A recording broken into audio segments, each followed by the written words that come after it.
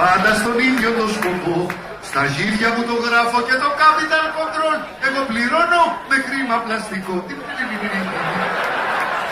Έχουμε μάθει πλάκα με το capital control, αγαπητοί φίλοι.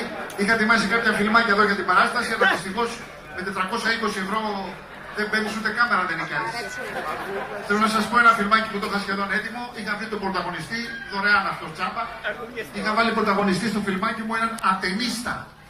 Ξέρετε τους ατενίστες, είναι αυτοί που ατενίζουν το μέλλον. Αυτά τα ποταμίσια, τα περίεργα πράγματα. Ένας ατενίστας έχει και το τένις μέσα αυτό, που είναι ένα άθλημα μακριά από την πλέμπα για την ελίτ, να πούμε.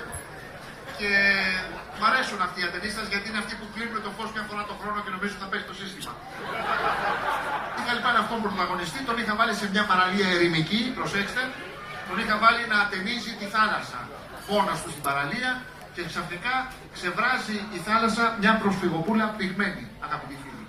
Αμέσως αλτρουιστής αυτός ο ατενίστας, του έρχεται στο μυαλό η κρατική διαφήμιση του ΕΟΤ που λέει όχι σκουπίδια και πρόσφυγες σε θάλασσες και ακτές.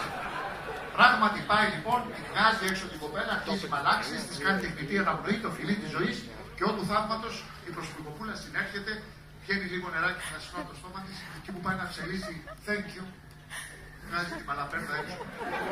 Ο ατενίστας την τσιμπουκώνει άδεια και τελειώνει μέσα στο στόμα της κουβάδες σπέρμα. Αυτός έπαιζε το original.